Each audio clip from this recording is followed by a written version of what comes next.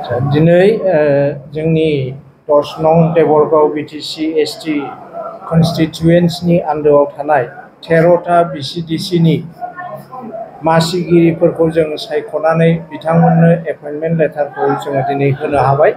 बिनि थाखाय जोबोद गोजोननाय मोनदों। बे समाव आङो जोंनि देबरगाव समस्तिनि मानगोनां चिफ श्रीजुत हाग्रामा महिलारि बिथांखौ हामबाय होनो साबायखर बावो।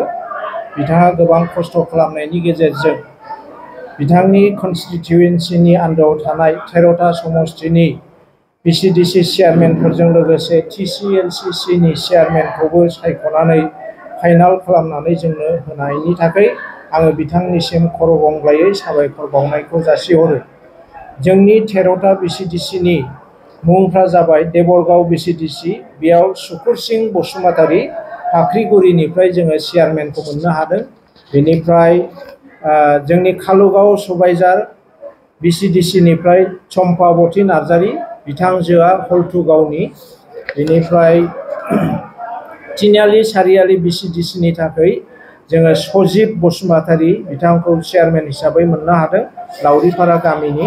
बेनिफ्राय जोंनि आमगुरि बिसिडिसिनि थाखाय रुबेन हासदा, बिथाङा आमगुरिनि, बिथांखौ जोङो बिसिडिसि चेयारमेन हिसाबै मोननो हादों।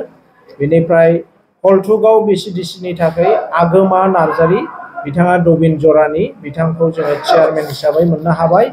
बेनिफ्राय सिम्बरगाव बिसिडिसिनि थाखाय जोंना फोजाखां बसुमतारी, बिथाङा 2 नं फाख्रिगुरि गामिनि जायनारि खाथियाव, बिथांखौ जों मोननो हादों। बिनि उनाव मावरियागाव बिसिडिसिनि थाखाय जों मोननो हादों गोजोन बसुमतारी, खालाइगाव गामिनि बिथांखौ चेयारमेन हिसाबै जों मोननो हाबाय।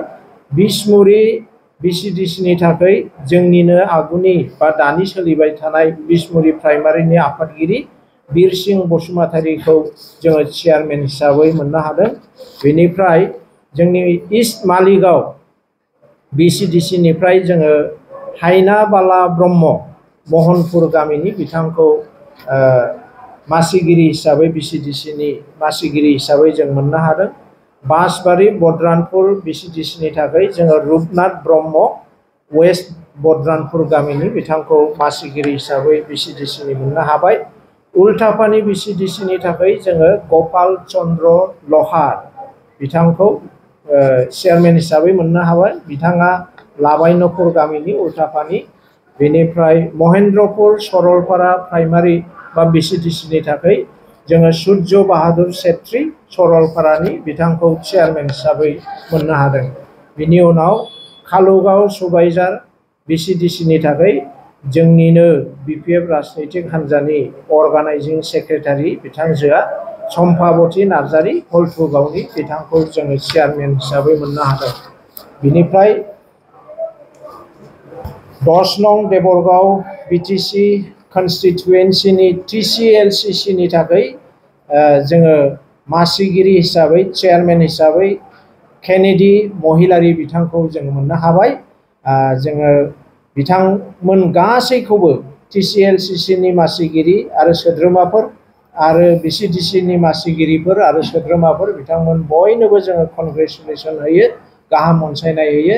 बिथांमोना जेन' फैगौ 5 बोसोराव मोजां रोखोमै गामिनि जौगाखांनाय, BPF राजनैतिक हान्जानि जौगाखांनाय आरो गोबां फैगौ एसेमब्लि इलेक्सननि थाखाय मावनो गोनां खामानियाव गोसो मोदोम जिउ होनानै गासै सोद्रोमाफोरखौ लाफानानै जेन' मोजाङै खामानि मावलांनो हायो, बेनि थाखाय जोङो गाहाम अनसायनायखौ बिथांमोननिसिम दोनबाय।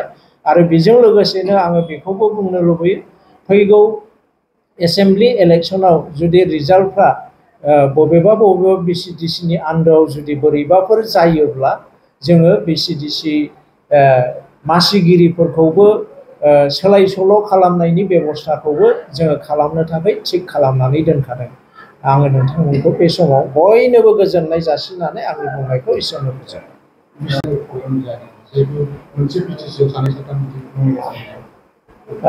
बिसिडिसिनि चेयारमेन सेलेक्सन खालामनायाव बा सायख'नायाव जोंहा एसे बेले बेजे फैदोंमोन, फैनाया फैयाखै नङा, मानोना नमिनेसना गोबां दंमोन। बबेबा बिसिडिसिनिफ्राय जोंहा 15 गाहामसिम 16 गाहामसिम फैदों, बबेबानिफ्राय 6 जन 7 जन बेबायदि नमिनेशन फैदों बिसिडिसि प्राइमारिफोरनिफ्राय दा बिनि गेजेराव जोङो गोबाव सम सावरायलायनायनि गेजेरजों बयजोंबो गोरोबज्लायनानै जोङो दिनै जायफोरनो जोङो एपइन्टमेन्टखौ होनो हाबाय बिसोरखौ फाइनाल खालामनानै लानो हादों आरो भरसा खालामो इयुनाव जेबो भुल बुजाबुजि आरो दावराव दावसि जानाय नङा।